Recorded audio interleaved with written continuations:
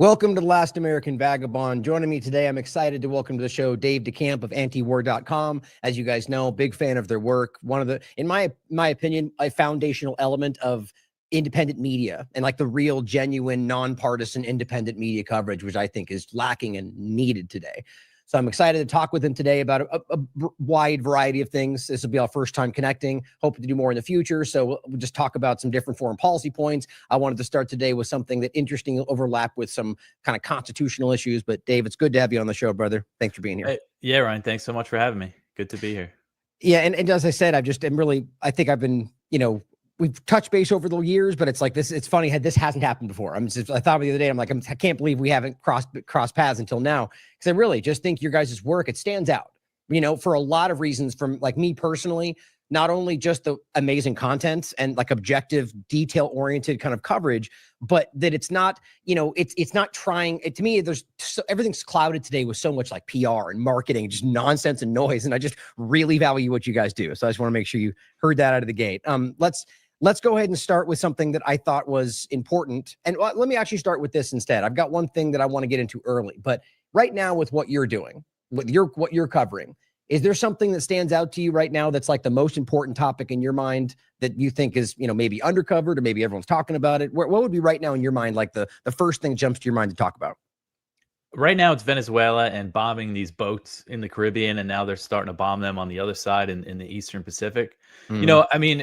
We've been so focused on Israel and Gaza just because of all the atrocities happening, which is, and not to downplay it, but there is so much focus on that, from other media, which for good reason, because this is all, we're totally on the hook for this. Our government is funding it and supporting it.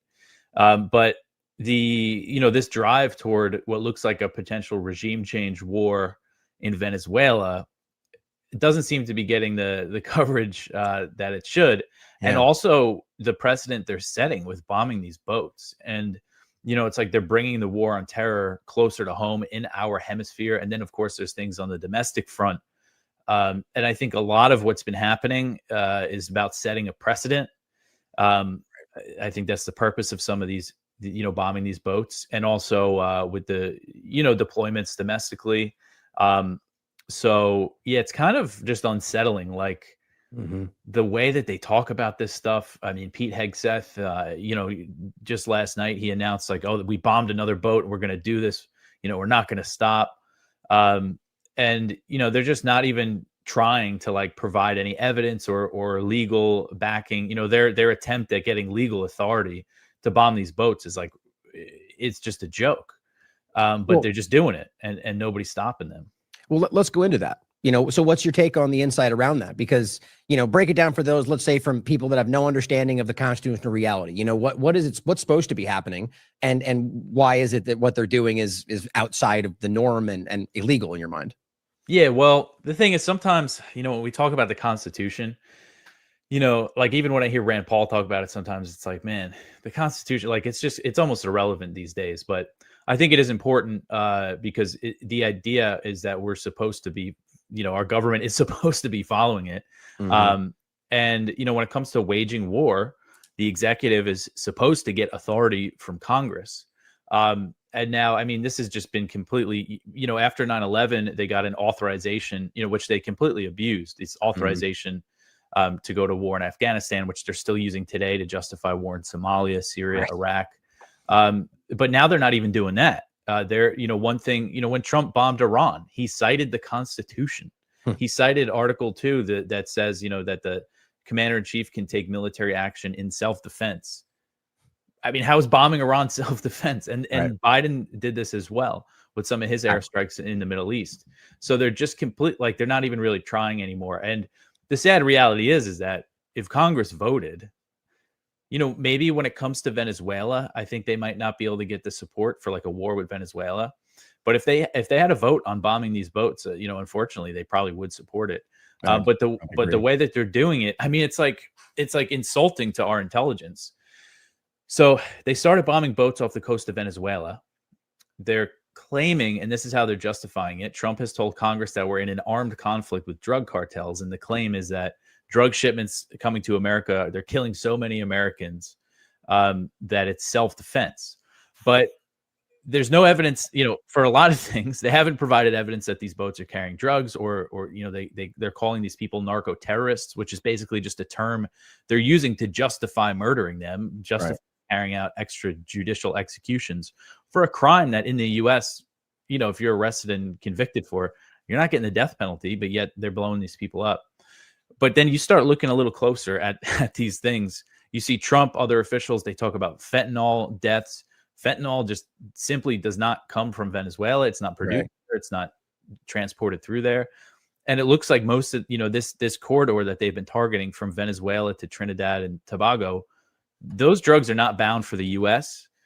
It's mostly cocaine, and also could be marijuana, could be weed that they're blowing up in the water. Right. I mean, it's basically not federally, but basically legal in our country at this point. So you have all that. And then, he's just, you see Trump, like he'll announce one of these strikes and say, oh, if this drug shipment got to the US, 25,000 people dead. It's just absurd. Isn't it just on the point, on that side point of that, it is just astounding today. And I honestly think that most people see it, as much as it doesn't get pointed to, like it went from like well-crafted, like half lies to just like literally the opposite of the truth in a very bombastic way, like everything today. It's just like things like that. It's like saying that is their narrative. There's nothing to back that up. The evidence doesn't back that up. You can look on government reports. Like you're saying, the point I saw Glenn Greenwald talking about it, that the reality of this is there's like a minuscule connection at best that's coming from U.S. reports, but yet they just yell that out loud anyway. And then major, million follower accounts repeat that, and that gets shared. And it's like how do you battle something like that? It's just like we're waving. It's it's like during COVID-19, which I know you're dealing with similar things. We're trying to go like, look at the facts, like look at, you're saying trust the science. Well, here's the peer-reviewed science, and people just don't want to look at it. It's a whole other game today where we are literally battling some sort of like social engineering cult dynamic. It's like a psychological issue, not like a fact-based issue. But I still argue that what we're doing is paramount, like the facts and reporting. But just on a side note, that's why this is so difficult, because we're dealing with something other than that as well, Yeah, no. And like you said, it's like they don't really have to try anymore to craft the narratives like they used to, like even with the war with Iran. I mean, there was just nothing there. It was so obviously like a phony pretext. Mm-hmm. Even Netanyahu, he did an interview on Fox News, because initially he's saying, oh, we did it to prevent them from getting nuclear weapons. They were months away, weeks away. And then he did an interview, I think, with Sean Hannity, and he's like, yeah, it'd probably take them years to get a nuclear weapon. It's like, this whole war is based on this claim, and they're not even really trying that hard. You had U.S. intelligence saying there was no evidence. Like that's the thing. This time, the U.S. intelligence was saying the opposite. Yeah, and it's just like, it's just crazy. And so I know people kind of on the MAGA right, a lot of them do support the idea of bombing cartels and drug shipments because of the outrage over the drug overdoses in the U.S., which I obviously do not agree with. I think that's very misguided. I think the idea that we could bomb this problem away is kind of like sad that people think that. I think it says a lot about our country. Yeah, but even really quickly, even if that was actually what was happening, like that's something that, there's a process, there's a legal reality, especially in the middle of international waters. So it's like, if we actually believe in these principles, then we stand by, it shows a lack of principle, at least when it comes to a narrative that makes you feel otherwise. So, continue. Yeah, no, exactly. And, that's what Rand Paul, you see him on Twitter or whatever, he's stayed consistent with this, saying that this goes against like American tradition, and he's just getting roasted in the reply, like getting ratioed on Twitter by all these MAGA people who are just like kind of blindly supporting this. But the thing is that like, I want these people to understand, who do support bombing the cartels, that that's not what this is about. This is clearly this push toward regime change war in Venezuela, something Marco Rubio has wanted for a decade at least. So, they're really being taken for a ride here. Yeah. Do you think that there's more to it than that? I completely agree. I was actually just, I think I've got your post right here, looking at this discussion from your post, and, and the idea that this is like strikes on like in Venezuela, like, and even, I think even Trump's administration has been floating the idea that it might be more regime change, but do you think it's more than that? Do you think there's other elements than just like the coveting the resources of Venezuela, like the political dynamic? Do you think there's something else, like maybe related to Israel or some other foreign policy element that is driving the action? Yeah, well, when it comes to Venezuela, so first off, I do think that, they are expanding the strikes on the boats. Now they're saying they're bombing boats in the Eastern Pacific. So it seems like they're going to increase that. And there's reports that they might even start bombing shipments in Mexico, which, I mean, that if it's against the will of the Mexican government, I mean, what could that lead to? Right. But when it comes to Venezuela, I think there's a few things driving this. One of them, obviously, the resources. You have the opposition, the lady, I forget her name, who just won the Nobel Peace Prize, who wants Right. the U.S. to invade Venezuela. Machado, I think. Yeah, Machado. Yeah. Yeah. She's apparently offering, you get us in there, we're going to open everything up to American companies. Of course, because that's in the interest of Venezuelans, right? Yeah. So that's obviously part of the one of the reasons fueling this. Another thing is that it's kind of ideological for Rubio and kind of the political faction that he represents, the son of Cuban immigrants, the Venezuelan immigrants in the U.S. who are anti-Maduro, anti-Castro, want regime change in Cuba, Venezuela, and Nicaragua. For them, it's like you see a lot of this stuff on X, like Venezuelans in America who are really pushing this stuff, and sometimes they'll find you on there if you're against it, and they'll really flood you.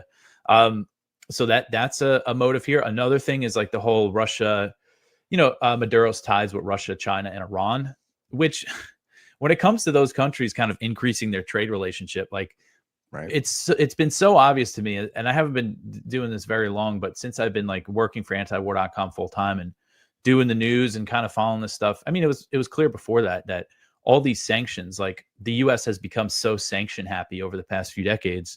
Every administration increases the sanction to try to get governments to bend to their will. Right. It was very obvious that you're going to create like an alternative economic system, potentially led by China and Russia, and targeting them both with sanctions. You were going to push them together. I think by design. Like, I think the reality is to get them to take totally benign, normal actions, or at least just what any other country would do in those circumstances, and then point to the reaction as them saber rattling or whatever. It's like the causing that reaction to use. Yeah, no, I think that's right. It's creating like the enemies for like a World War III or just a Cold War. But you saw it with Venezuela and Iran. I mean, it was like during the first, I think it was the first Trump administration, or maybe towards the end, or the Biden administration. But Venezuela and Iran started trading gas and oil for gold because they were kicked off the economic system, and they started just shipping gold and gas back and forth to each other. And some of those shipments, the U.S. just outright stole, just like right.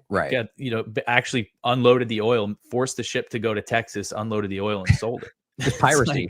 It really is. To me, that just speaks to, I mean, look, the entire premise, and this is why, if we get into it, I'm glad we started with this, but the overlap to the U.S. side of things that are happening, it's all the same narratives right now, right? So the argument is inherently that they're like, it's like Iran and nuclear weapons or anything else. So isn't that what everybody else does? Yes. Okay. So them doing it's bad because they're bad guys, right? It's something that it's like trading, or even like you're saying, just having trade deals with other countries that the U.S. doesn't agree to makes you a terrorist. It's just illogical. And everyone knows that at the end of the day. So right now it's the same idea. It's saying, if you are protesting this, if you say these words, we pretend you're part of this thing, and we call that terrorism, and it just creates the effort to go after benign things like funding something, and of course that could obviously overlap, but I think that's what this is, like you're saying, like the deals, like why wouldn't Venezuela or others decide to start doing things in the interest of them, whether you think that's the government or the people, that's debatable what they're doing, but I think that clearly they're taking actions to continue to operate, and that's not what they want, so like I forget what it was called, they had that program that they were using their oil reserves to basically benefit the other South American countries before the U.S. kind of destroyed it all. I forget the name of it, but basically there was a program they had where they were pretty much selflessly, they were benefiting from it, but they were using this to give like basically zero interest loans to all these other groups. And it was benefiting all these countries and somewhat rising them out of poverty. And they came in and shut it all down, and it just shows you what the real intention seems to be, And so it all comes back to like control over, just preeminence and them having any kind of influence. China making deals in Africa, for example, is not terrorism. It's just what every other government does, but they're mad because China does it. It's all pretty petty, in my opinion. Yeah, no, that is a good point. They make benign things, out to be something else. Like, and that's something that you hear because, this term that they use, narco-terrorist. Right. And, in some conversation I've been critical of that. And then the people will be like, oh, do you know Venezuela has ties with Iran and Hezbollah? And it's like, well, why? Why was Venezuela, because a lot of people point to that trade between Venezuela and Iran. It's like, well, why are they trading with each other? And why is that But even inherently bad? Like, yeah, because Iran is bad guy, right? It's like a very childish mindset. And realistically, Iran, as I know you're well aware, is not even remotely what they claim it to be. And that's the same as Maduro. They lie like they're breathing about these people. That is not the same as saying they're good people. I'm saying I think all governments are inherently wrong, in my opinion. So it's just a deception. And so pointing out that they're making deals with them, it's only bad because it's it's against the interest of the U.S. government. I mean, this is, guys, I mean, this is terrorism. This is economic terrorism and the rest of what they're doing, like with these boats. Back to that is the most terroristic type action I've seen. Like, that's the most like textbook action. And yet because they frame themselves as the good guy and give you a narrative over it, it's supposed to be okay. It's insulting. Did you know that there was some survivors in that? I don't know if you had any more, if you saw any research on that. What do you know about that? Yeah, and at least one of the strikes, there was an Ecuadorian and a Colombian survived, and the U.S. sent them back to their countries. And I don't know what the fate of the Colombian was, but I know in Ecuador they let the guy go because they said they had no evidence that he committed a crime. Right. I'm interested on why they did that. You know what I mean? Like, so, I mean, I have a pretty low opinion when it comes to the U.S. government or governments in general. So my first thought was like, why didn't they just kill him? And now people are like, what? It's like, come on, guys. Like, this is what they've done around the world. Well, yeah, no. And this is what they've done in these specific. I was surprised by it, too, because Nick Terse at The Intercept has reported that in a lot of these strikes on boats, like they just put out a video of like the first missile strike. But in that, I know at least the first one, they had to launch multiple missiles to kill everybody. Yes. Which, I mean, it does make it seem like more barbaric for some reason. And then in at least one case, they had to use a 50 caliber machine gun from like a helicopter or something to kill people in the water. So yeah, why did they not just kill these two guys? I don't know. Yeah, I mean, good. And then the question is, why didn't they send them to Gitmo? They're calling them terrorists, right? And I think I saw some report. You never know with this stuff, but that the administration thought it would be too problematic, like that they would get too much heat for it if they did that. Yeah, instead of just letting them go back to their home countries. Well, the president of Colombia made it very clear, and I think it was even proven as much as it can be in regard to their documentation that the guy, one of the guys that they killed, was a well-known fisherman, and that he's a provable fisherman. That doesn't mean he couldn't also be, trafficking drugs, but it's like this is it's same with what was happening in the U.S. part with immigration. It's like, well, how you could solve all this. Have a process, right? Present your evidence and make your case for why you know that they're terrorists, and they'll just never do that. Like, to the chase of it, I'm of the mind very clearly that this is not drug trafficking, let alone terrorism. Now, I mean, it certainly could have some little overlap with what they call that, but I mean, I'm of the mind that they're literally just killing fishermen. And I ask myself why that is. Now, that's completely my opinion. I mean, it's based on what I think the facts represent, but why, if that was the case, why would they be doing that in your mind? What's the interest for them? Like, this seems to be nothing but negative attention. So what do you think their goal is? Regime change, but why do it this way in your mind?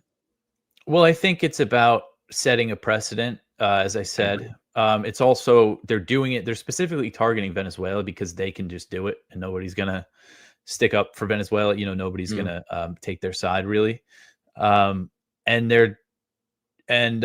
do think, at least in some of the cases, there were probably drugs on those boats. I know one of them, the Dominican Republic, said that they like some coke washed up on shore or something. But I think in many cases, they're just bombing innocent fishermen. I mean, they're all innocent. It's not like, right? Yeah, like even if you're running drugs, like it's just not. These are people with lives, and like you can't just blow them up. It's completely immoral and wrong. The idea that we argue that liberty and all these things, and that we argue that the government can decide what you're allowed to put in your body, let alone what people in other countries can put in their body.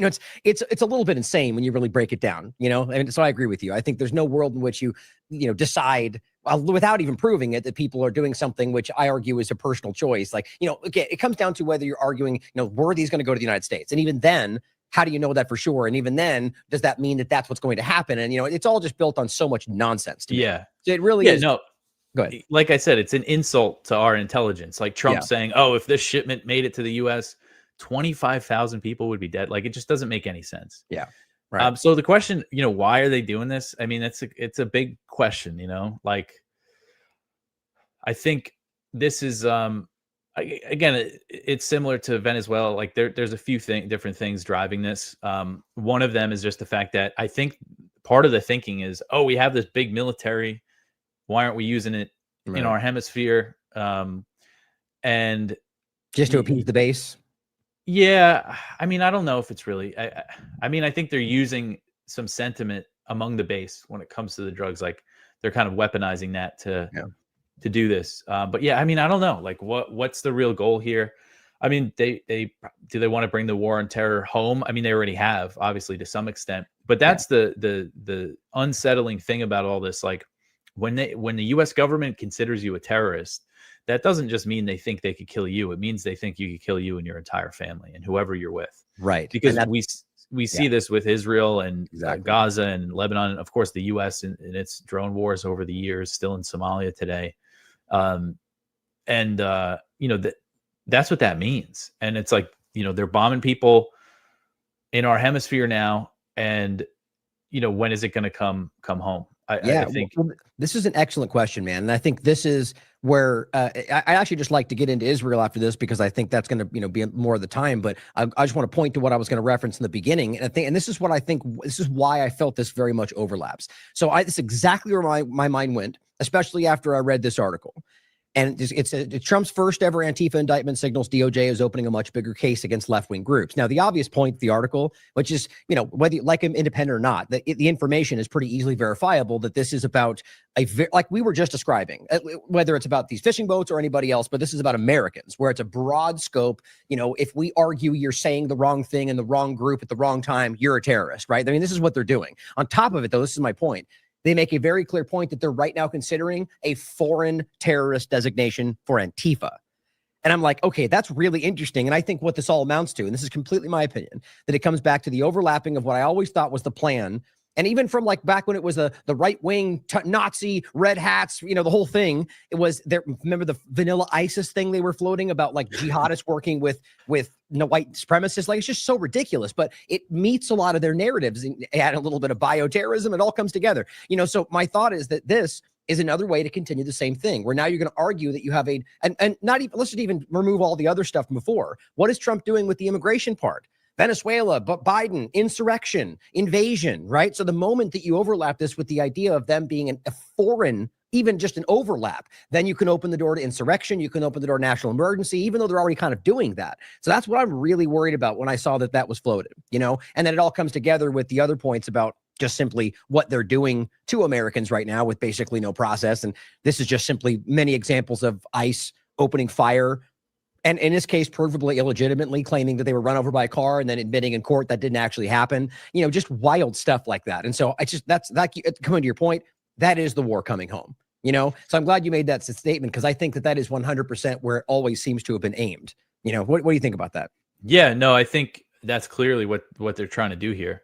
And right now, you see people on the right, really supporting this. But I mean, how soon is it going to be that the Democrats are back in power and they're going to use all these authorities to target them? Right. Especially with what Biden, some of the things that, the FBI was doing with, under Biden. It just seems so foolish to me that so many people are just lining up to support this. But yeah, and I mean, you look at some of this stuff. So you mentioned the foreign terrorist designation. I guess what are they going to try to like claim that they're getting foreign money or something? I haven't seen the case they're going to make. It was just a floated statement. And a lot of times that can mean they're just doing that to rile people up. It's like this administration, I'll give them that. They've played that well, right? So you never really know what they mean or, what's going to turn out. Greenland, it's a meme, but not really. It's like you don't really know what they mean, But I think that what I get from it is what I was saying is that it becomes an easy way to just label them foreign connected. I would argue Iran, because they're going to be like Palestine. Basically, they've mashed together like Antifa, left-wing problems, Palestine support, even though there's a clear overlap. It's not partisan, and I think we're all beginning to see that it's, anybody can obviously see what's happening. But once you connect it to Iran or some level Hamas, whatever, you can then start making them the same conversation and say this is a foreign invasion that Israel needs to help. Like, I feel like that alarmingly checks all their boxes, but that's just my opinion. But I think I can see it coming together that way. Yeah, no, I think so too. And they've made it clear, by trying to deport people for criticizing Israel. Exactly. You know, and you see the rhetoric around that. They say, oh, they're terrorist supporters. They support Hamas. They're terrorists. When the reality is, like, with some of these people, it was just nothing like that. It was literally just attending a protest, or in one case, it was writing an op-ed saying, you know, that the university I go to school at should not be, you know, invested in these Israeli companies. That was like what the argument Ozturk, was. right? I believe that's her Yeah, name. yeah, And yeah. you had Khalil before that, which was the first starting case. When both of those have spun out completely, and no one talks about it, you know, but they were proven to be lying, you know. And there's many cases, by the way, on top of those, of people that were actually like adamantly not supporting Hamas. Like, I don't support, like, calling out certain things, but at the same time, which I think is what a lot of people were doing, like, you know, look at, there was like, for example, the fact that there were some crimes that were committed. And I mean that legitimately. There's a lot of lies around that whole story we can get into. But my point is that there are things they did that were illegal on that day, very clearly. So you have to point that out. But the point is, there were a lot of people that were doing that, and then they still got labeled as Hamas supporters because they say Palestine should not be murdered. You know, it's like, it just becomes like a really ridiculous. But this is our point from earlier, that these narratives, they're not even trying anymore. It's just like the opposite of what the truth is, and everyone just goes, yeah, the thing, and they all just kind of stand by it. It's very weird, you know. But I'm starting to feel like that's not the majority because of how kind of weak that all is, you know. Actually, to that point, and then let's get into Israel. This is still on the Venezuela point. I found this really interesting. This is Fox News. I think you might have shared it. I forget where I grabbed this. Fox News talking about Venezuela. And, you know, yes, they have people on that are sort of like the other opinion, but to have this statement on Fox News, I feel is kind of a tipping point. Well, I think that there's always a choice, and you're right about the demand issue, and I wish that we could do more about that. And this, I mean, this has been going on forever, that we have a drug consumption problem here and a drug supply problem coming from South and Latin America. So I totally get that. But when you're looking at how this fight is being executed at this particular moment, it doesn't make a lot of sense. First and foremost, the fact that no one can confirm that we've actually been taking out narco traffickers. Or isn't even that interesting? Like the fact that they're even going, we haven't proven that. Like, that's never usually the partisan argument. It's just blind acceptance of the side's argument. I just find that interesting. Huge drug traffickers. Go ahead, your comment. No, I was just going to say, I mean, it is very sloppy, like the way they're doing this, and kind of clownish, like the way Hegseth operates. I mean, to that point, there was actually a good clip that James Lee just made about, like, you know, the real kind of money billionaire, like, guidance day to day of the operations, that Hegseth is more of like a PR front. I kind of feel like that might be the, like, I was making the overlap to like the Ukraine Zelensky 1+1 rate TV station, like, became his cabinet, which most people don't even know that's really what happened. And then the same thing, like, I feel like that might be, we're dealing with like some Zionist kind of like front team that is not really who's in charge. I mean, I'm kind of joking, but there's clear examples of people that, like, I think Bondi and Cash and Dan are like out of their depth. And I think you see that every day with the way they conduct themselves. So it's like, I think there's more to that point that we should be looking for, you know? And so same kind of thing. Yeah. However you want to say it. Oh, good. No, go ahead with this. We'll see what she says. Last week when we were talking about this, Dana had just seen the alert that the admiral in charge of the Southern Command had resigned. And he was the one who was in charge of this. And the reporting is that he wasn't comfortable with the mission and had been pushing back within the Pentagon. And do you think he would have resigned if everything was by the book? So we have 32 people that have been killed so far, 7 individual strikes. We know that the Colombian president is alleging at least that an innocent fisherman was murdered. We know that there's a family from Trinidad who's saying that a member of their family was killed. And then it is really important that we have repatriated 2 people, one to Colombia, one to Ecuador, because that indicates that we don't have any evidence to prosecute them, that we didn't know who these guys were. Because if you did have evidence, you would bring them before a court. And I know that you're going to make fun of me, and I am prepared for it each and every day. But drug traffickers also have rights. The law applies. We should have the evidence. They should be charged with something, and they should come before a court of law. And Rand Paul was on the Sunday shows this weekend, and he said to Kristen Welker, when you kill someone, if you're not in a declared war, which we are not, Congress with the war powers, you really need to know someone's name at least. You have to accuse them of something. You have to present evidence. So all these people have been blown up without any evidence of a crime. They're also saying that it's about fentanyl, and people who analyze the area are saying that there's drugs that go through, but it's mostly cocaine and marijuana that are headed actually to Europe and to Africa. It sounds like my show. The government story right? is not adding up. That's what's so crazy about this. I'm like, and even if they're going to make fun of her for what, making very balanced constitutional, it's just kind of funny. You're, pushing back on the narrative. And I do want to say that I think Rand Paul's statements, as much as I agree with it, were a little bit soft. I think he could have gone a lot harder on the reality of what it was, but I just found that to be sort of important. I mean, I've seen moments like this before, but right now with what that is and how important that is in a lot of different fields of conversation, I found that to be kind of a tipping point. What do you think? Yeah, well, I think it really shows how weak their whole case is. I mean, the fact that you've killed all these people and have not, and it's not that they just haven't made any evidence to, public for Americans to see. They haven't showed anything to Congress. Apparently, when Congress asked the Pentagon's top lawyer for evidence, he pointed to these videos that they're releasing of those strikes, which don't show anything. That's not evidence of anything. So yeah, I think it's and you wonder, would if a Democrat was in power, is this kind of like something that would be happening? I think this might be more of like kind of a partisan thing, like a Republican Trump thing, this push of just bombing whoever they want. And I bet though, if like say a Democrat wins, they're probably going to continue this because as I said, I think a lot of this is about setting a precedent. Once they start doing this, they're not going to stop. But you did have the admiral, as she mentioned, resign. I mean, that's a pretty big deal for like a career 4-star military officer. The first year into his command of a major U.S. military command resigning. Yeah, that doesn't happen. These career guys, I mean, they're not going to resign in the last couple of years, unless there's something wrong or they're against what they're being asked to do here. And there's a lot of those like outside the military. There's a couple in the military too, but like lawyers resigning when they're told to lie about Garcia.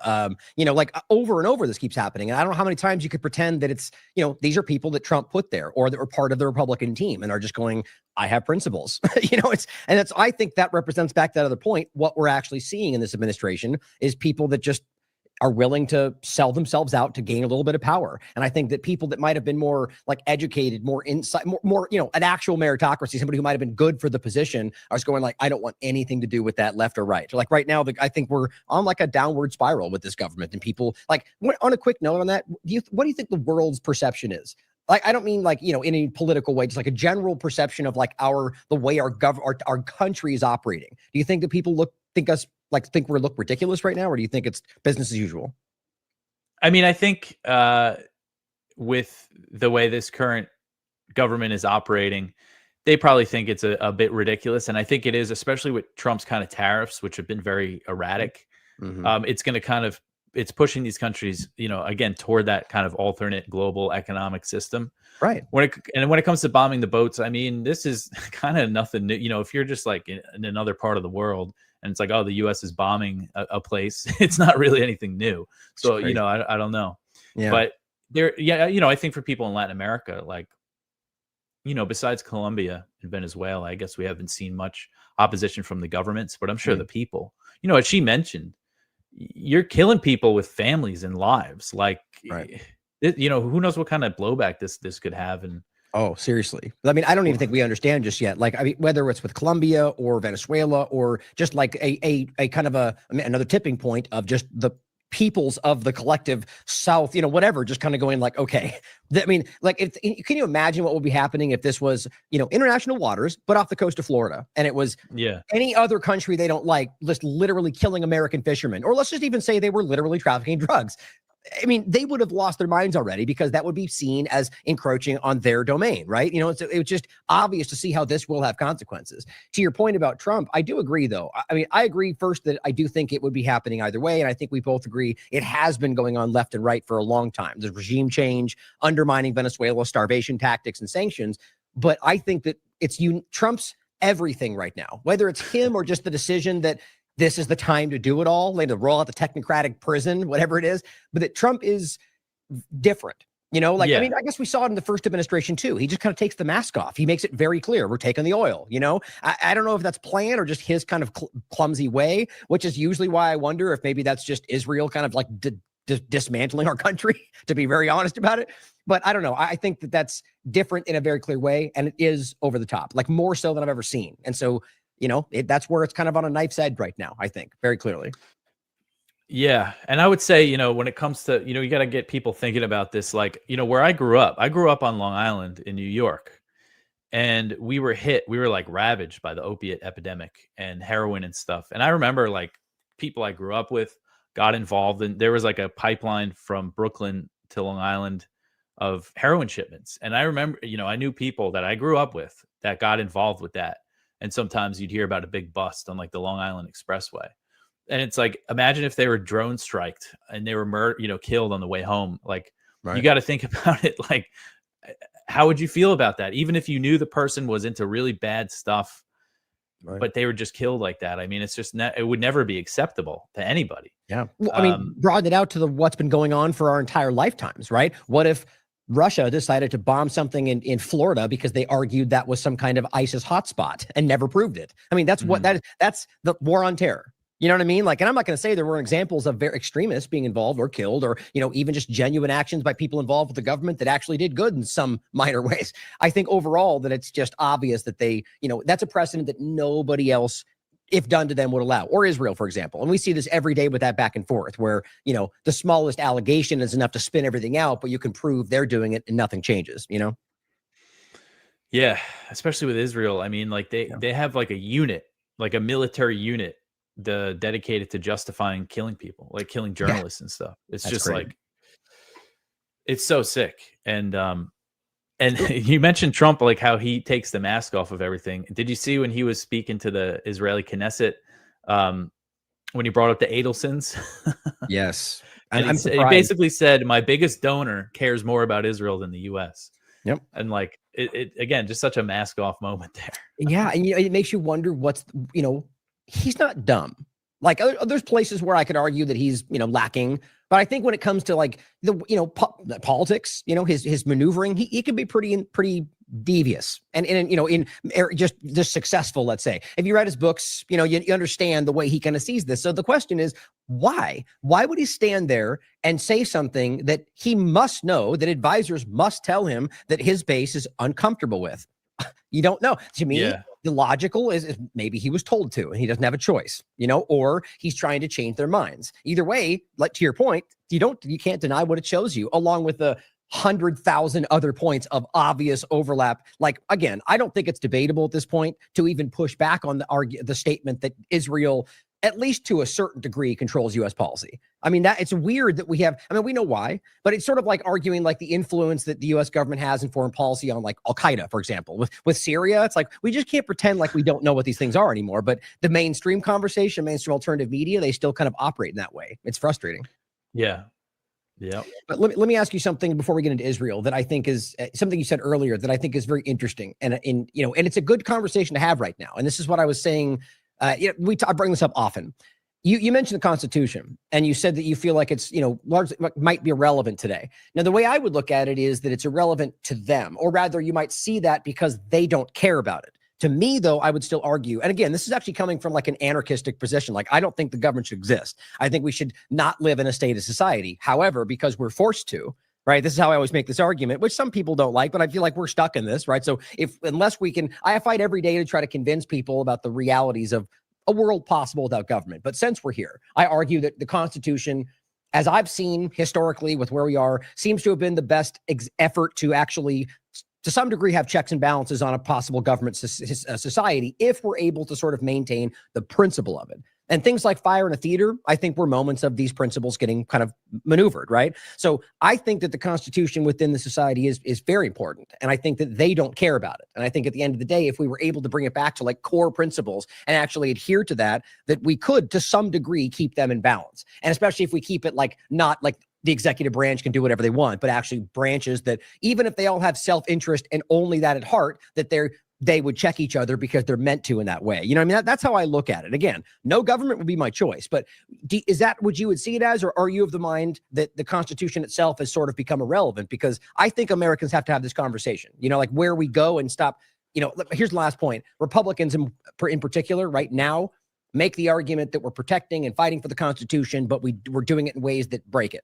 You know what I mean? It's like, that's not a valid point right there. That's a contradiction. So either we need to argue, I think, that we should have a fair conversation about why it needs to be changed or altered or removed because it's irrelevant, or that we go all the way back to core principles. And I'm open to both arguments, you know, so I was curious where you were on that. Yeah, no, I think, you know, I kind of dismissed the Constitution before. And that's out of kind of just, you know, almost just being tired and, you know, with facing everything that we're facing. Because they don't care about it. Yeah. But no, I think the Constitution is very important. And I think kind of, you know, because imagine if we went back to, you know, the government that the founders had in mind, a constitutional limited government republic. Right. No federal government, you know, like that. Yeah. Kind of thing. And if we had real money, sound money, like how much better off things would be.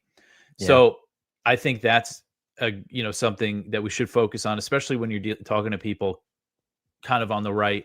Like that's who we kind of appeal to a lot at antiwar.com. I mean, obviously, like we have people from all over the political spectrum who read us. But I think when certain people hear those arguments, you know, about, you know, what America was supposed to be, you know, it was not supposed to be a global empire. It was supposed to be a limited republic. That really appeals to a lot of people. Yeah.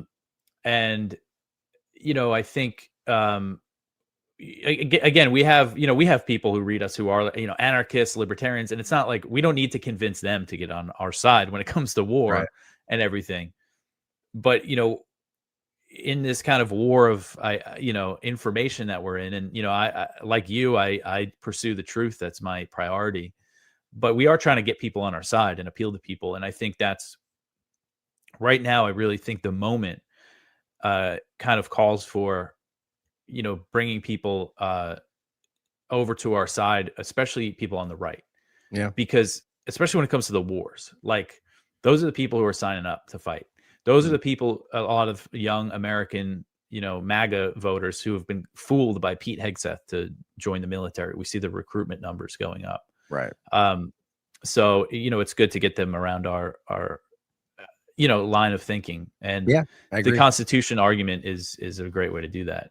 Yeah, no, I agree. Well, and the point just I was making is that, you know, my opinion is very clear, and I will argue the points of why I think that and so on. But I think it's important. It behooves us to have an open conversation about it. Like I say this about free speech, where, you know, same kind of thing. Is there so many dishonest arguments out there where they're like free speech absolutist and then call for censorship? You know, it's like, let's just stop lying to ourselves, right? If you're genuinely of the mind that, you know, whoever out there, that limited speech is where we should be, right? Make your case. Present what you think and back it up. And we can have a fair conversation. It's just, that doesn't happen today. You know, it's like, I would like someone to make an intelligent argument for why they think that might be the case. Maybe they'll win me over. You know, it's so difficult, as you likely know, because there's so much partisan kind of just mania, team sport politics, right? It overtakes everything right now. But going to Israel, because I think this, and I've said this, I mean, well before October 7th, but October 7th forward more than ever, that I think that, you know, this is undoubtedly the most important, you know, this is something that everyone should be acknowledging. We should all be covering. But to your point, though, I go through the same kind of frustration where I'm like, you know, there's so many other important things, even especially from like an American centric view, that I have to cover, that it needs to be discussed. So I kind of some days will over focus on one or the other, but then even then I'm like mad at myself for not, you know, it's like I should just be making sure they see it. You know, it's difficult because it is so absolutely jarring. You know, what's going on is I never, ever would have thought if you would have told me that this was going to happen before, I almost wouldn't have believed you, you know, because of like, why would, you know, just because of how obvious it is, how much has completely spun out, or even just the idea that anybody would have told me that at this point in time, that everyone would recognize what Zionism was, or a large degree of people, what Israel has always been, the occupation, like things that have been like hardcore, you shall not pass. So it's just an interesting time in all of this. So let's go ahead and let's start with, kind of where we are. Well, I mean, you want to give me any thoughts you have on it in general? And I wanted to start with the idea of like right now with kind of like the reality of where we are, ISIS-linked gangs, the future of it, you know, but any thoughts before we get into all that of just like the general situation? Yeah. So you mentioned, the way people are coming around and becoming much more critical of Israel in ways that we never really imagined before. And I know, I'll just tell you an anecdote. I have a good friend of mine who's a Christian. He gets mad at the labels. He's like a Protestant. I'm a Catholic, so I consider, if you're not Catholic, I just think you're a Protestant. But he'll tell you he's something else. But anyway, he's very Christian, and he used to be very pro-Israel. And I think he looked at it from a theological way, and we used to argue about it a lot. I haven't seen him for like 2 years, and I just saw him recently. And he's done a complete 180 on the whole Israel thing. Awesome. And we were talking about it, and basically he's like, "Oh, I looked into it. Like I looked into the kind of the theological reason, and he really, from his perspective, he didn't think that held any weight, like that it was a false, interpretation." The reason I laugh is just the the idea that's like, I looked into it, like, well, I didn't do that before, Yeah. So keep going. Well, but I think that's why we're seeing this big shift, right? Because people are looking into it because of what they've seen over the past 2 years. Yeah. A live stream genocide, massacres of women and children. I mean, every single day. So I know for him, I'm sure for other people, he been like, okay, why do I need to support this? Like, right. huh? And, you start looking into it. And that's why we're seeing kind of the Zionists are really freaking out about this, and they're making a lot of desperate attempts to reverse this shift, but I don't think it's going to happen. I don't think it's possible. I mean, I think that, they've always had just power structures, a large control over the narrative and information flow, for a lot of different reasons, but a lot of ways were, like, especially from this perspective, just like brute force, just you're a racist if you say it. And a lot of power structures would enforce that, and people could be completely shunned from society. We used to pretend that was a left thing. Clearly it's not, it's like very clearly it goes both ways. But I think what happened after October 7th, as you're saying, was you can't stare at dead children every day. Like the average people, the liars out there, the people, opportunists, people that are blindly on the side of the agenda, they'll find ways to ignore it. But the average mom that has been convinced that Israel is from the Bible or whatever, because they called it that after the Balfour Declaration, they are just people that don't know. So when you go on these platforms and you just are bombarded, which is what they were trying to stop, reality. I mean, you just can't let that go. Moms are going to be like, what is happening? Like, all of this can't be fake, and so it just ended up, they shot themselves in the foot.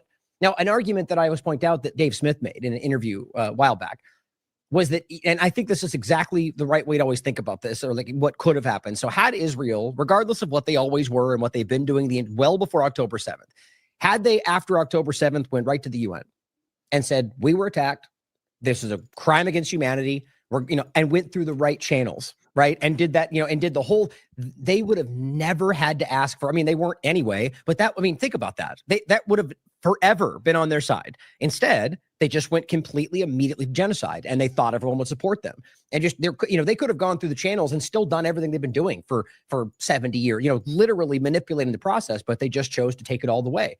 And that was, for whatever reason, it felt over the top, and people can't put that away anymore, And so right now, I think it's so interesting that we have this situation where, obviously the ethnic cleansing, interesting is the wrong word, but I was thinking about when I said that is the ISIS linked overlap part. But, we have the genocides taking place, the ethnic cleansing, the yellow line, they're all being pushed into toward the water. And the idea that was never, like, remember in the beginning, it was like fake news. That's not possible, whatever. Or the idea that they weren't stopping aid, or, every single day, these new lies are becoming right in front of you. And now even crazier, they're basically going, yeah, that was the case, right? Yeah, we want to take Palestine. Yeah. So where are you at on this with where it currently is? The ISIS, like the current argument of the ceasefire and the reality of like the groups that are actually doing the killing. Like, just give me your take on it before I even get into what I think. Yeah, so, the situation now, what appears to be like the new status quo after the ceasefire went into effect is, you mentioned the yellow line, which the IDF occupies, more than 50% of Gaza. If people go near this imaginary line they created, they get shot and killed. So it's not like a real peace that we're seeing or a ceasefire. It's more of like a de-escalation. And we're left with this Israeli occupation of Gaza. They're still restricting the aid. They haven't let in nearly as much aid as they agreed to. And so you mentioned the ISIS-linked gangs. So there's a few ways that Israel has tried to break the ceasefire so far. The first one was they claimed that Hamas didn't live up to it because they didn't release all the bodies right away of the deceased Israelis who died in captivity in Gaza, even though it was very clear from the deal that they signed and that they weren't going to get all the bodies right away because many of them are buried under the rubble. Exactly. So Israel said, "Oh, that's it. We're going to cut all the aid," and basically threatened to restart the bombing. But the U.S. said no, said Hamas was not violating it. And then the other thing is, so we've seen Hamas kind of reassert control of these areas that the IDF has left. And we've seen a crackdown on people who are alleged to have been Israeli collaborators or criminals. And we do know that Israel has been arming gangs and militias in Gaza. And at least 3 of them that I'm aware of control territory in the Israeli occupied part under the protection of the IDF.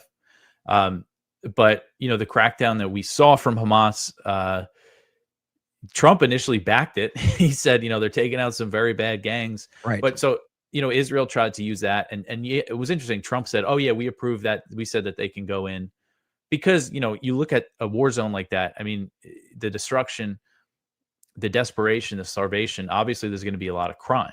Mm-hmm. There's going to be a lot of people trying to get, you know, but apparently the looting has stopped. And so, you know, Israel tried to use that to break the ceasefire. And then there was this attack this past Sunday, or alleged attack. They claimed a Palestinian militant fired a rocket and killed 2 IDF troops in southern Gaza. There's reporting that they ran over an either an unexploded Israeli bomb or an IED that was planted months ago. Right. But either way, whatever happened, they tried to use that to blow up the whole ceasefire deal. They unleashed the bombing. They killed like dozens of people in one day, just basically back to the rate that they were bombing Gaza before. But then again, the U.S. said, you know, basically told them to stop. So, and I'm not trying to give credit to the Trump administration or anything with this. It's just the fact that, you know, this right now, Trump has put his credibility on the line with this deal. You know, he went over and had this summit in Egypt, you know, basically, you know, declaring peace in the Middle East and that it was over. So it's too soon for them to let Israel just completely blow it up. But this kind of new status quo that we're in, it's not going to lead to a lasting peace. You know, there's been no fundamental changes to kind of the problems. Yes. You know, isn't that the crux of the point? Doesn't this represent just the exact same situation, but Israel has more property?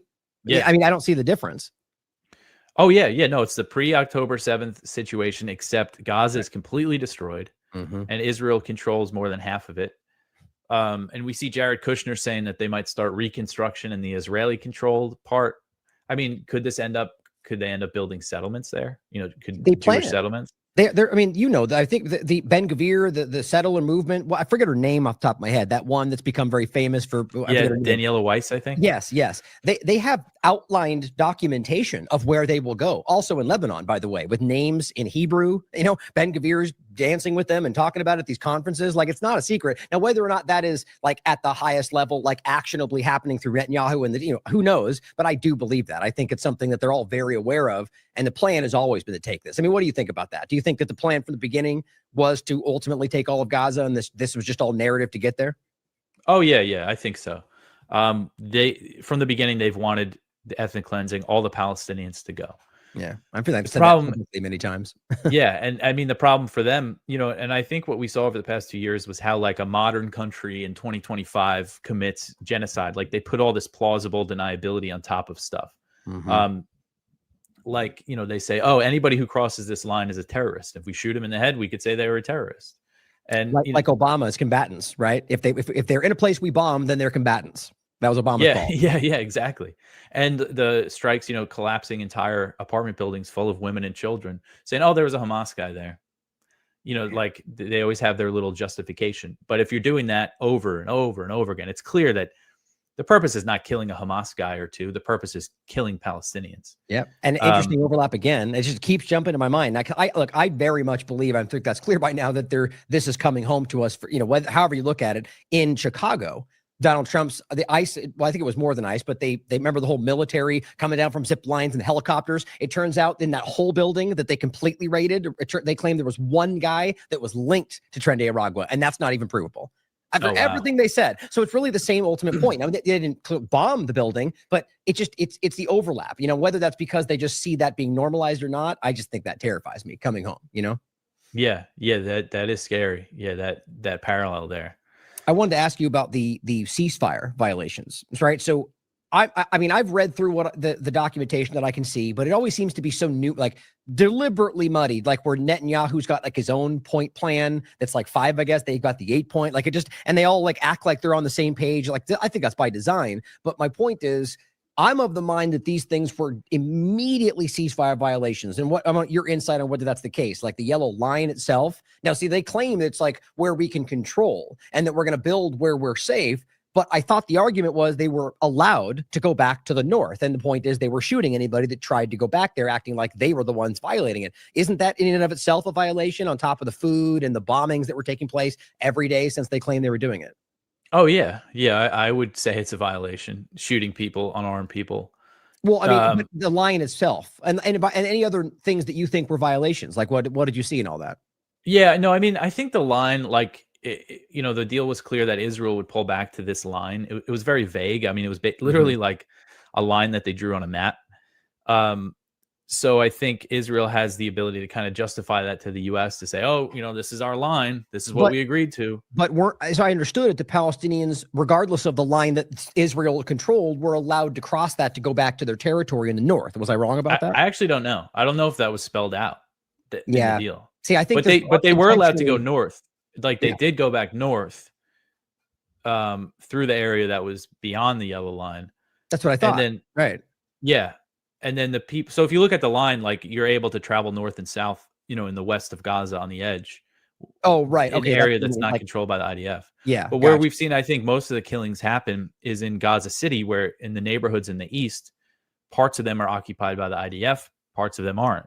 And you had people just going to see like the condition of their house and they would get shot or drone striked. Right.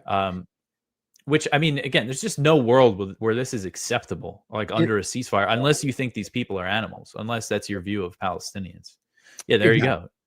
So, yeah, so this is good. I forgot I had this. So this is the 58% for crying out loud. I mean, this is such an insult. But so what I was on the impression of is that ultimately that the entirety of the Gaza Strip, they were allowed, like you're saying, if they had their home. And I thought that was like a central part of this, that they were allowed to go back to wherever that might be. And that this was just what Israel controlled. Now, the point is, I guess we don't know for sure, and I don't either.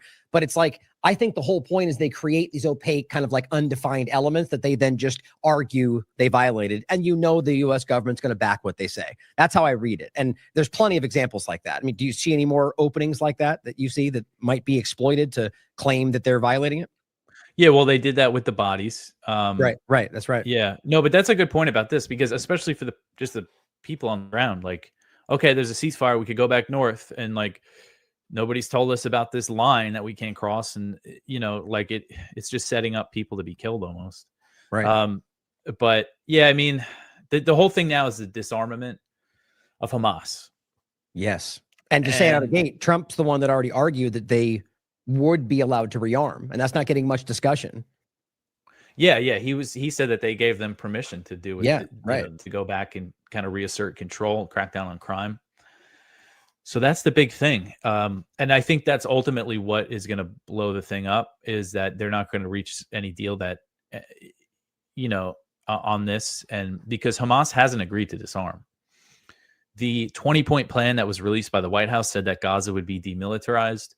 What Hamas agreed to was enter a ceasefire, release all the hostages, and then negotiate on those points. Right. And the thing about, it's not about Hamas. It's about, I mean, their position is that in order for them to give up their weapons, there has to be basically a Palestinian state or a Palestinian military force that can replace them. Right. Because, if they give up their weapons, Israel, they know Israel's going to, or they think Israel's going to find an excuse to just go in and, kill everybody. I mean, that's already kind of what they're doing, right? I mean, the argument that they violated that, they were bombing the entire time, but essentially that's what's already happened, right? I mean, because Israel's already made the claim. Maybe they haven't gone back to full war like they were before, but isn't that already kind of the de facto reality? Yeah, no, it is. It is already kind of like that. But I think that's going to be the major sticking point. And it's interesting because Trump, some of the things that he said about Hamas, he said, he said, a lot of these Hamas guys, they're young, they weren't around when things started. And I think what he's kind of saying there is acknowledging the fact that, it's something. This is a question I see Piers Morgan always asks, like, people who are critical of Israel, like, what would you have done on October 7th if you were in Israel? What should they have done? And he says, the context, the history, that doesn't, it's irrelevant to the question of what would Israel, like, what could they have done after October 7th that you would have been happy with? And the fact is that, Israel was going to do something, like, despite all the context and history and everything. So what should they have done? Well, now you could take the same view of the Palestinians in Gaza. If you were just a regular guy living in Gaza, October 7th happens and Israel bombs and kills your children or your mother, or what are you going to do? What is that guy going to do? And that's how Hamas has been able to, recruit people. Right. And I think that's kind of what Trump was kind of acknowledging there when he said, a lot of these people were young. Like, if Israel kills your family and you want to resist, I mean, there's really only one game in town, Hamas or Palestinian Islamic Jihad. Right. And all the leadership has been killed. Hamas's leadership in Gaza has been wiped out.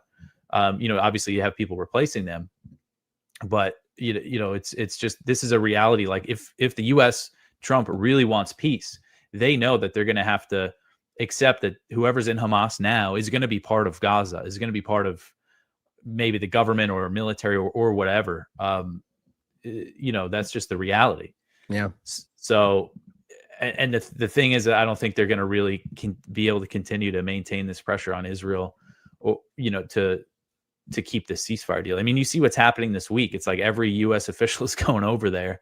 Right.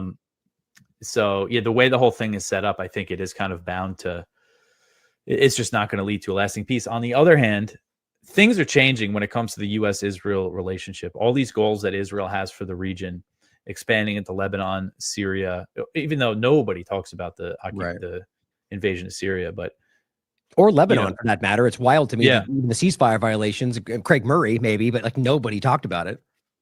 Yeah, and that's just going on like every day. I mean, today they just bombed Lebanon again. But all this stuff requires U.S. support, military support, and political support.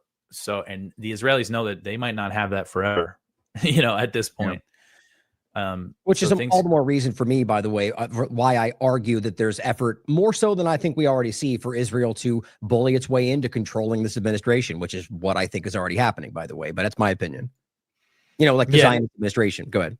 Yeah, no, I think Netanyahu could see this administration as like his last shot to do the things that he wants to do. I mean, I'm kind of more getting at the idea that over a long period of time and how this has been changing, I think, we know that governments operate this way. Like the idea of trying, and especially with the special relationship of like kind of the blurring the line between IDF and the U.S. military, or, all these different things that I think we've literally seen an infiltration of our government.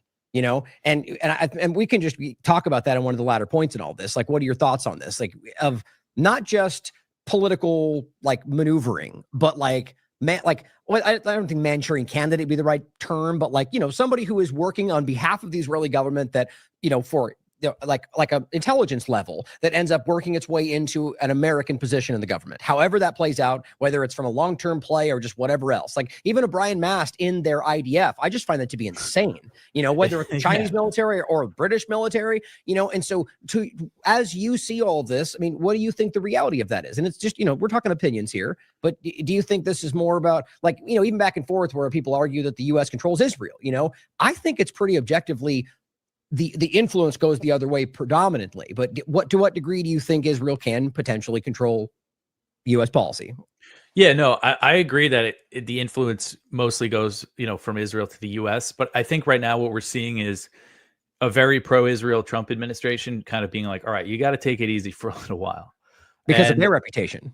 Yeah. And who's been negotiating this? Steve Witkoff and Jared Kushner. I mean, you talk about Israeli infiltration, like Kushner's ties with Netanyahu going back to his, to when he was very young. His family has known Netanyahu for a very long time. These are the people negotiating the deal. I mean, that's another sign that it's probably not going to really lead to anything lasting, because you had Kushner involved in the first administration's so-called peace plan that they unveiled for the West Bank, which was just never going to be accepted by the Palestinians. It was probably designed that way. And as you mentioned, by the way, the West Bank is, it's funny how little attention this gets as well, but the West Bank they've now declared that they're taking control, right? And that's something that Trump has come out and said is not being allowed to happen, that Jordan said they would never allow it to happen, and it's Miriam Adelson paid him $100 million to let it happen, and now it's happening. It's on top of everything else. It just is such a slap in the face. Yeah. Well, there's a whole thing today, actually. Vance said, because the Knesset advanced a bill to annex the West Bank while Vance was there. Right. And Vance said it was a political stunt. It was stupid. And that, they're not going to annex the West Bank under the Trump administration. But they are. But yeah, I think focusing on like official annexation kind of misses the point, because they're expanding settlements, and the Israeli settler terrorism that's happening in the West Bank is all increasing and increasing and increasing. And you have the U.S. ambassador there saying that God gave them the land. So it's like the de facto annexation is continuing. And there was a U.S. journalist that just got ambushed by the IDF and a bunch of settlers recently, at least by his claim, which is wild to me. That's what it appeared to be.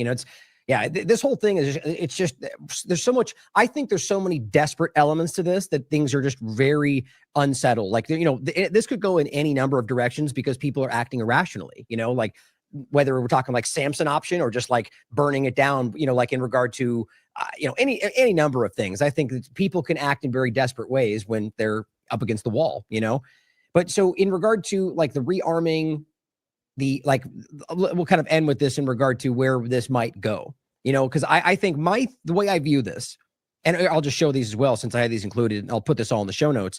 They were even discussing this from the World Food Program, that they're saying, look, like we can literally see right now that the looting has stopped because Hamas has removed these gangs from the conversation. So it's like, pretty clear what's been the problem, these ISIS-linked gangs that have been looting. And that's not to say that there's not other actions of Hamas or crimes. It's just about acknowledging the large picture of what they've always been claiming is Hamas the entire time. And so ultimately we have this evidence of the gang overlap, in their Knesset discussing that they're working with ISIS-linked gangs, and why that's not the biggest story in the world is insane to me. Or which one was that? I forgot what this was. But my point is that I'm thinking that it looks like, at least as one of the possibilities, that this ISIS-linked gang element is what they're trying to sort of swap out for what's currently in Gaza, and maybe even calling it Hamas. Just a thought that I had, but ultimately trying to kind of use them, as you said, even civil groups are controlling territory now, as sort of like the element they'll switch to, and it ends up being just like they did with Hamas. Now, that's not to say that Hamas was entirely under Israel's control. People can debate about that, but that they funded them right up until pretty recently is not debatable. That doesn't, by the way, undermine the active armed resistance for an occupied territory. All that being said, what do you think about where this may go with the groups, whether or Hamas or the future of it in general? Just kind of wrap up. What do you think this will go? Well, I think that's a way that Israel can really, screw up the ceasefire deal, is through supporting those gangs and militias. Because you have Hamas saying they said that they would give amnesty to any armed group if they turn their weapons in. But these groups are saying that they're not going to give up their weapons. So, the idea of stoking kind of like a, inner Palestinian internal conflict, is something I think Israel wants to do here. And, you mentioned the Abu Shabab gang, which is like the biggest one in southern Gaza. This guy who leads the gang, according to the UN, he was responsible for the most aid looting, his gang, in 2024. Right. And that's who Israel decided to arm. And then Israel used, and they targeted the Hamas police force, bombed them, killed them when they were providing security for aid shipments. And then they armed the looters, and then they use looting as a justification to cut the aid and starve the people. So, it's just like so sick the way that they did it. So, I think, and like, could they use one of these gangs and say, okay, you're the official, I forget like the name for one of them, but they have like an official sounding name, be like, okay, this is going to be the force in Gaza, and then prop them up for a whiwhile. And then, maybe as the resistance group, like we saw in Syria, right? Like they're the ones fighting for freedom from the population. It's an organic uprising. Like it feel like they never have a new narrative. So that seems to fit, Yeah. And then that could, turn to be the Israeli strategy, especially if they pull out of more of Gaza, is kind of stoke the civil war. Yeah. Right. Yeah. They're not going to stop messing around there. Like, it's not like they're just going to give it up. Yeah, unfortunately, I agree. But I think that what you're doing with antiwar.com and everybody else on the team, and just anybody out there who's genuinely, I mean, which is just crazy that we have to act like this, that it is unique is wild to me, but just that we care about the truth more than anything else, right? It's about just finding the facts, breaking down the reality of it, ignoring partisanship, it's just about being objective, standing by your principles. It's just that seems to be very lacking in the field right now. And there's a lot of people, though. I'm not going to diminish. There's a ton of people that I think are outstanding, but the people that get pushed into our view in the mainstream alternative media and everywhere else, I mean, it's a dangerous time. And so I'm really thankful for the work that you do, and hopefully we can connect again in the future, because I think that conversations like this it's very helpful for people to watch, to kind of flesh these things out, to consider possibilities where it may go, and I hopefully we can do something about it, man, because I got to be honest, of all the things I've covered, I have an ability to sort of be able to put things away, and I think that's why I'm good at this. I care very deeply about this stuff, but I'm able to sort of go out, my garden, and just kind of, put it out of my mind. But of all the things I've ever covered, I have a hard time doing this for obvious reasons, because it makes you feel like you're failing them in some way by not, because it's so obvious, and yet it still goes on. It's like, am I not doing my job? But it's that we are, I think, and that's why this whole thing is so desperate. Like the power structures are so obviously up against a wall that I just, we got to keep pushing at the very least, because we know what we're fighting for, man. So thank you for all you do. Anything else you want to leave us with? Last events or anything?